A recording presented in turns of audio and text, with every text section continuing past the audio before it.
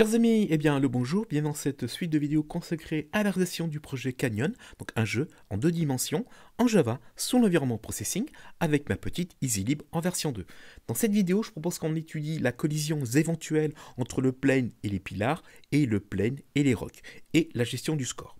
Or, si on étudie la gestion entre les collisions entre le plane et le pilar, il faut se souvenir que les pilars sont contenus dans une classe dédiée qu'on appelle pilars. Donc il est tout à fait logique que la collision entre le plane et les pilars soit déléguée à cette classe pilars. Donc ouvrons la classe pilars. Donc dans la classe pilars, on a deux façons de détecter la collision entre les planes et les pilars que contient pilars. Soit on passe une référence du plane dans le constructeur de pilars, cette référence on la mémorisera à un moment donné, et du fait on aura le plane en référence dans pilars, soit on lui passe cette référence dans la fonction qui détecte la collision entre les pilars et le plane. Eh bien, faisons la méthode numéro 2.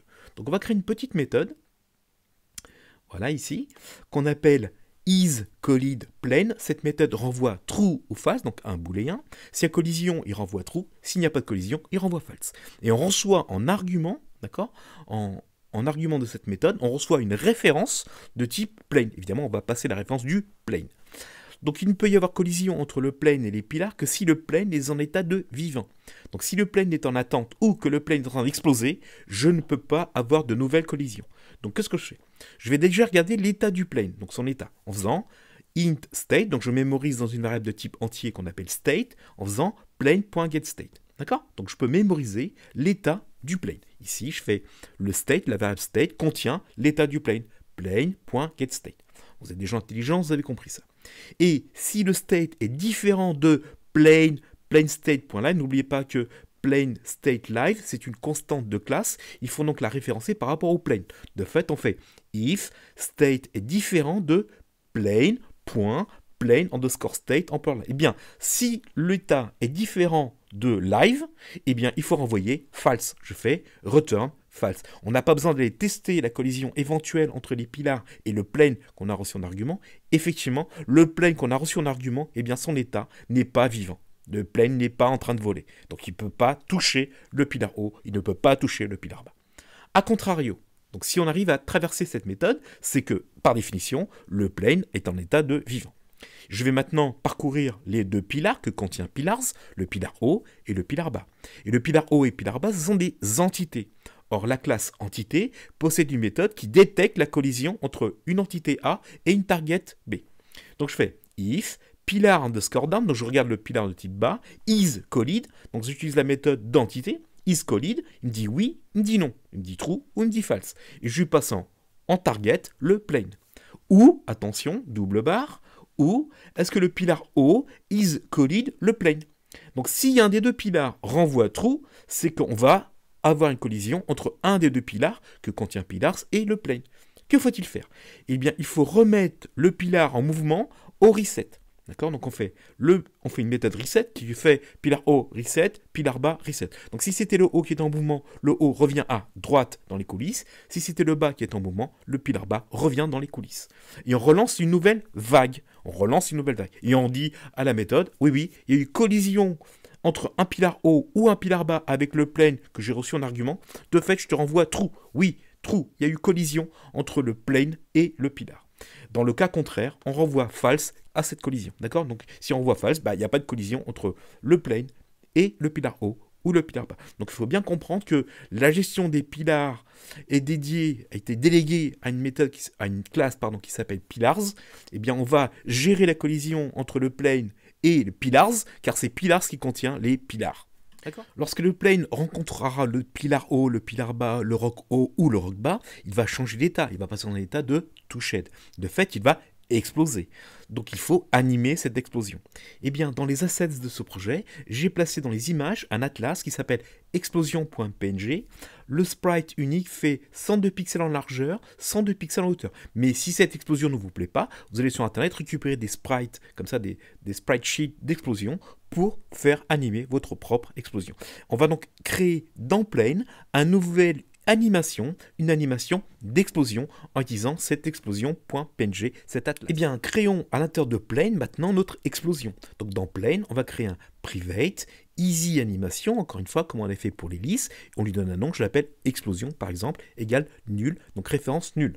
Et on va créer, comme on avait fait pour notre hélice en animation, on va créer maintenant l'explosion en animation. Je fais explosion, c'est un new easy animation. Donc le premier argument qu'on attend, c'est l'image de votre explosion, l'atlas. Mais cet atlas a été également mémorisé dans l'asset manager. Donc je dis à mon asset manager, encore une fois, par gentillesse et humblement, de me donner, donc get image, l'image qui est contenue dans sa mémoire, qui a pour étiquette explosion. Donc pensez à bien mettre un put image par rapport à votre explosion.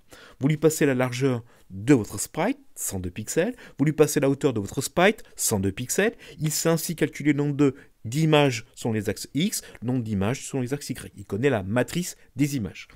On fait un temps de transfert d'une image à l'autre pour 20 millisecondes. Donc on va attendre 20 millisecondes pour passer d'une image à l'autre. Et bien sûr, une explosion n'est pas lue en boucle, je le lis de façon false. Non, je lis une seule fois. Donc, on ne fait pas true si on fait false. Et vrai que je ne fais pas explosion.play. Et non, je ne vais pas jouer l'explosion. Je joue l'explosion que si et seulement si le play n'est touché. Donc, il serait logique de mettre le play dans la fonction ou dans la méthode qu'on a appelée toShed. Donc, descendons, vous allez voir de quoi on parle. Ici, dans la méthode toShed, elle est appelée à chaque fois que le plane rencontre le pilar haut, le pilar bas, le roc haut, le roc bas. Donc, qu'est-ce qu'on fait? Dans cette méthode toShed, déjà, on teste que l'avion, que le plane, est bien dans un état de vivant. Je ne peux exploser que si je suis vivant. C'est ça que ça veut dire. Donc, s'il est vivant, on lui passe en état de toShed, on est tous d'accord. On lui bloque en vitesse. Et qu'est-ce qu'on fait maintenant? On lui dit, explosion. Commence maintenant l'animation. Donc on fait explosion.play. Donc attention, ne faites pas le play dans le constructeur, sinon votre animation va s'afficher. Non, on va seulement la commencer et la jouer si et seulement si on est dans l'état de toShed. On va également mettre à jour cette explosion. Donc on m'en avait fait au préalable, on avait fait animation.update pour animer l'hélice. Et bien maintenant, on va faire explosion.update. Évidemment, on lui passe le temps d'été, car il a besoin de ce temps pour calculer le temps qui s'écoule pour afficher une nouvelle image. Donc j'ai fait animation.update, et bien je fais maintenant explosion.update. Donc on va jouer maintenant l'animation, il va calculer le temps qui s'écoule, il sait calculer le temps qui s'est écoulé, donc entre une image 1 et une image 2. D'accord? Et si ce temps est plus grand que 20 millisecondes, il passe à l'image suivante. Maintenant, quand l'animation est terminée, il faut repasser le plane dans un nouvel état, dans un état de reset si vous préférez. Donc on va le remettre dans un état de position initiale, on va lui dire que son nouvel état, c'est un état d'attente. Et bien qu'est-ce qu'on fait? On va déjà tester qu'on est bien en état de toShed et que l'animation est bien terminée. Regardez bien, if, c'est ce qu'on fait juste en dessous, if getState, donc je regarde l'état de mon plane doit être dans l'état de touché, en effet, il est touché donc il est en train d'exploser, et attention, double E, il faut que l'animation d'explosion soit terminée. Donc, les animations ont une méthode qui s'appelle isPlaying, qui renvoie true si l'animation est en train d'être jouée, false si l'animation n'est plus jouée. Donc, il dit explosion, isPlaying, point d'interrogation. Il renvoie true ou il renvoie false. Donc, si l'animation est terminée, il a atteint la dernière image. Après cette image-là, il n'y a plus d'image, donc il s'arrête. Il va faire false. Non, je n'ai plus d'animation à jouer. Donc, je renvoie le mot false. Eh bien, qu'est-ce qu'on fait? On dit au plane de se reset. On va passer de fait dans un état de reset. Il va repositionner dans un état de attente. La vitesse va revenir nulle et on le repositionne à la position initiale. D'accord? Donc attention de bien repartir après l'explosion dans un état d'initial. D'accord? C'est très important. Maintenant, il faut afficher. Donc on va afficher l'explosion que s'il est dans un état de toShed. Donc c'est le propos de mon dernier test ici. Donc if getState, donc je récupère l'état de mon plane, évidemment. Si cet état est un plane state toShed, c'est qu'en train d'exploser actuellement. Donc je dis à l'explosion de s'afficher. Donc je fais explosion.render. Où faut-il afficher? Eh bien, il faut l'afficher où le plane se situe. C'est-à-dire qu'il se situe à get position X, j'obtiens la position X, get position Y, j'obtiens la position Y. Donc le plane était vivant, il a rencontré un pilar haut, un pilar bas, un roc haut, un roc bas. On va changer son état, on va passer dans l'état de toShed. De fait, dans le rendu, on va voir maintenant l'explosion, parce que dans le toShed, quand on a passé l'état toShed, on a dit explosion.play, l'animation s'est animée, donc elle a commencé, on fait bien des updates, donc on passe d'une image à l'autre, et dans le rendu, on fait bien explosion.render à la position X qu'on avait avant et la position Y qu'on avait au préalable. Voilà comment on va gérer l'explosion en animation. Comme dans le projet Paddle, on va gérer le score à partir d'un objet qui est contenu dans ma EasyLib, qui est le Easy Score Manager. Donc on va déléguer la gestion du score à cet objet-ci. On va créer dans le Game Stage un Easy Score Manager. Donc dans le Game Stage, vous faites un Private Easy Score Manager. Vous lui donnez un nom, moi je l'appelle Score, pour l'instant référence nulle. Construisons ce Score Manager. Donc ici dans le constructeur du Game Stage, on va créer un score, c'est un New Easy Score Manager, et le Score Manager attend deux paramètres. Le premier paramètre c'est la police de caractère qu'il doit utiliser pour afficher ce texte, et le second paramètre c'est la couleur qu'il doit utiliser pour le texte. Donc on lui passe en premier argument une chaîne de caractères qui dit à partir de la data, va dans le répertoire fonts et récupère la police de caractère qui s'appelle free.ttf. D'accord? Et la couleur du texte sera de 51, 51, 51, RGB. Voilà, on a défini un score manager. Donc le score manager possédera le nom ou le pseudo du joueur, il tiendra en compte la comptabilité au niveau des points et la comptabilité au niveau des points de vie. On peut maintenant mettre des choses en plus ou paramétrer ou initialiser votre score. En fait, on va initialiser le score avec un set lives. Là, on positionne les points de vie au départ, 3. Donc on part avec 3 points de vie. On fait un score.setPoints. On définit qu'on a 0 points au départ. Et on fait un setName pour définir le nom ou le pseudo du joueur. On a un joueur qui s'appelle Toto. Voilà, on vient de créer notre score manager. Il sera capable de gérer les points et les points de vie. Bien. Maintenant, il faut détecter s'il y a collision entre le plane, les pillars, le plane et les rocks. Qui possède les rocks? Eh bien, c'est le Game Stage. Donc, c'est impeccable. On a déjà tout ce qui se place. Parce que le Game Stage possède à la fois le plane et les rocks. Eh bien, on va maintenant créer une méthode qui détecte cette collision. Eh bien, réalisons donc une méthode qu'on appelle collision, qui aura pour fonction de vérifier la collision entre les rocks et les pillars par rapport au plane. Donc, on regarde en premier lieu s'il y a collision entre les rocks et le plane. Or, les rocks sont contenus dans un tableau qui s'appelle tab rocks. Il faut donc itérer le tableau encore une fois, et pour chaque contenu de ce tableau, vérifier que le rock haut ou le rock bas est en collision avec le plane. De fait, les amis, on va en faire une itération de tableau avec une boucle for en Java, telle que celle-ci. Donc on fait un for, on passe en dernier argument le tableau à itérer, il s'appelle tab rocks, on le fait après les deux petits points. Dans ce tableau, il va rencontrer des variables de type rock, avec un grand R, et la référence va être passée à un objet qui s'appelle item. Donc dans item, j'aurai le tab rocks à l'indice 0, puis le tab rocks à l'indice 1. D'accord. On a une collision si et seulement si le plane est vivant. De fait, il faut que je teste la validité du fait que le plane soit vivant. On fait quoi? On regarde que le plane get state, donc je regarde l'état de mon plane actuel, donc le plane qui existe par rapport au game stage, donc plane get state, je récupère l'état de mon plane. Est-ce que cet état est de type plane.plane state live? Vous êtes des gens intelligents, je pense que vous avez compris cette ligne. Oui ou non? Oui. Donc si c'est vrai, je passe à la suite. Et qu'est-ce qu'il faut aussi? Il faut que le plane is collid item. Or, le plane, c'est une entité. De fait, l'entité possède une méthode qui s'appelle is collid, qui regarde la collision éventuelle entre une entité A et une target B. Donc, je regarde si le plane est en collision, donc is collid, avec l'item. L'item est un coup le rock de type haut et puis le rock de type bas. Si c'est le cas, donc si le plane est en vivant et que un des deux rocks, le haut ou le bas, est en collision avec le plane, qu'est-ce que je fais? Eh bien, je vais dire à mon score, qui est le score manager, de decrement lives. Donc, je perds un point de vie. Donc, ça va se faire automatiquement. Ensuite, il faut que le plane explose. Alors, comment va-t-il exploser? Il suffit de positionner sur la méthode toShed. Quand je fais plane.toShed, il va mettre de façon interne son state à toShed. Et donc, il va faire play de l'animation d'explosion. L'animation d'explosion va s'animer et va s'afficher à l'écran. Donc on fait un plane.toShed. Donc comme le plane est touché, on va resetter également les pillars pour éviter que les pillars augmentent un point. Donc on va faire pillars new wave.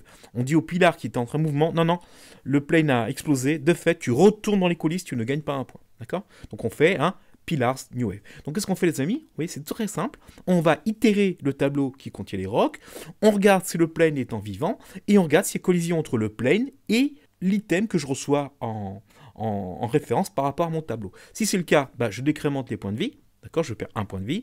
Mon plane est touché, donc il va exploser. Et pour éviter d'avoir un point malgré tout, comme on a explosé, on n'a pas le droit d'avoir un point, on dit aux pillars de faire un new wave.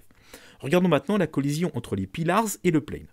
Or, le pillars, vous vous souvenez, on avait une méthode qui faisait isCollidPlane.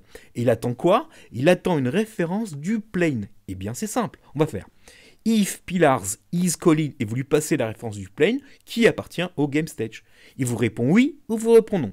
S'il nous répond oui, que doit-on faire? Eh bien, encore une fois, il faut décrémenter les points de vie. Donc, je fais score.decrements_live. Lui, de façon interne, il va faire reset au pilar haut, il va faire reset au pilar bas, donc il n'y aura pas de points à ce niveau-là, parce qu'ils seront encore une fois mis dans les coulisses. Et qu'est-ce que je dis? Je dis à mon plane, encore une fois, d'être touched, il va exploser. Donc voilà, ici, la méthode est plus simple, parce qu'on avait déjà prévu dans les pillars une méthode qui allait tester la collision éventuelle entre le plane passé en référence et les deux pillars que contient pillars. Donc ouvrons la méthode update, c'est dans update qu'on va appeler collision. Donc dans update, on met la mise à jour du paysage, on fait la mise à jour par rapport au temps qui passe des rocks, du pillars, du plane, et maintenant, en tout dernier lieu, à chaque frame, on regarde s'il y a collision entre les planes, le rock, le plane et les pillars. Maintenant, il faut détecter s'il y a eu un point gagné. Comment? Eh bien, grâce à pillars. Pillars possède une méthode qui dit isTouchLeft.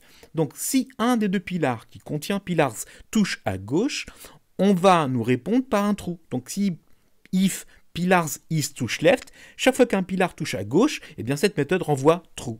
Si c'est true et que le plane getState, donc je récupère encore une fois le state du plane, si le plane est vivant et que le pillars me renvoie true par rapport au isTouchLeft, que faut-il faire? Eh bien, il faut simplement dire au score, eh bien, increment points. Donc j'appelle la méthode increment points du score. Donc là, je lui passe 1. Donc chaque fois qu'un pillar touchera à gauche, le pillars me dira true par rapport au isTouchLeft, eh bien, je ferai score plus 1. Donc là, je rajoute un point. Et on n'oublie pas de remettre les pillars dans une nouvelle vague pour que le cycle reparte.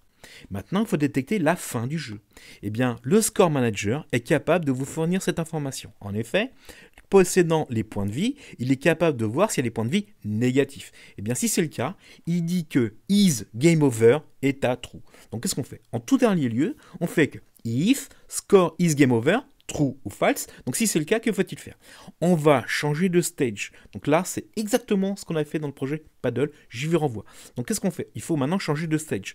Mais on va passer des informations du game stage au game over stage ou au conclude stage. Ici que je l'ai appelé. Donc on va lui faire ce message. On va créer un message de type string dict. Donc on fait un new string dict. On va passer un message de string dict. On va y mettre quoi dans ce message? Un dictionnaire de string si vous préférez. On va lui mettre des clés et du contenu en string. Attention, c'est très important. Donc on fait message, on va lui mettre une étiquette name. Et c'est quoi cette étiquette name? Eh bien, c'est le pseudo du joueur. Comment obtenir ce pseudo du joueur? C'est très simple. Vous dites à score get name. Donc le score vous donnera son nom si vous préférez. Donc je vais mettre dans mon message à l'étiquette name. Je vais créer ici un score.name en chaîne de caractères. Je vais également mémoriser mon score. Mais attention, le score c'est des entiers. Donc il faut transformer des entiers en chaîne de caractères. Comment? Donc on crée dans un message, on met un set, on met une nouvelle clé, type score. Donc ça c'est ma clé, score tout en majuscule. Et pour avoir des entiers transformés en chaîne de caractères, on va concaténer une chaîne vide. Donc je fais code. Donc une chaîne vide plus le score getPoint. Donc il va me donner le score getPoint va me donner les points que j'ai gagnés et il va les concaténer à une chaîne vide. Et bien Java transforme tout ceci en chaîne de caractères. Et je vais maintenant passer dans un autre stage grâce au Stage Manager. Je fais G Stage Manager, change le stage, donc on va changer de stage, on va créer un new conclu stage, on lui passe bien sûr la largeur de la fenêtre, la hauteur de la fenêtre et le message.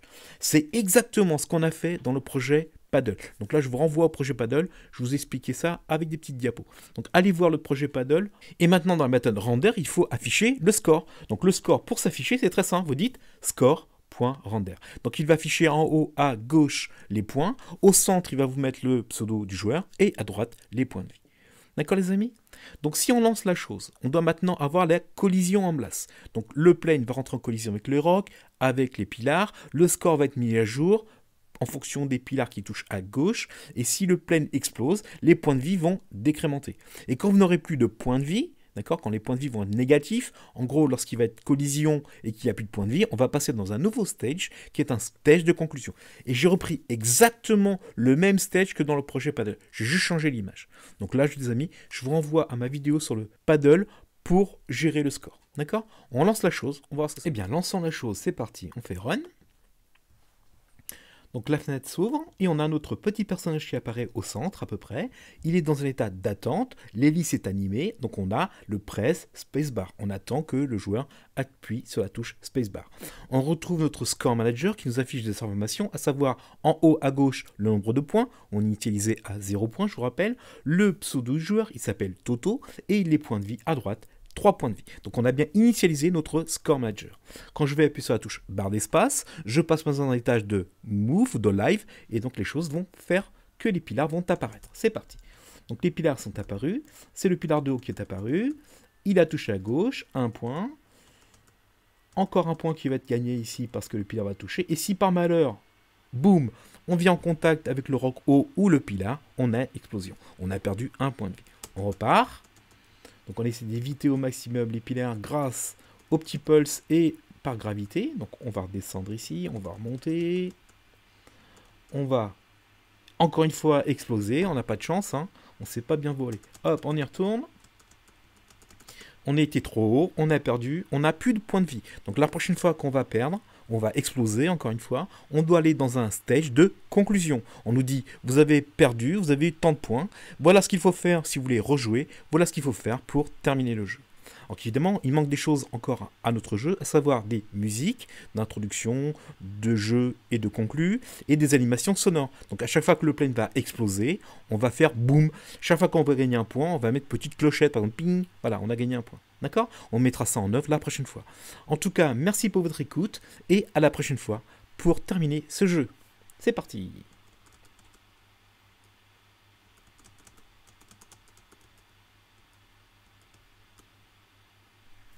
On a bien le game over. Merci pour votre écoute et à très bientôt.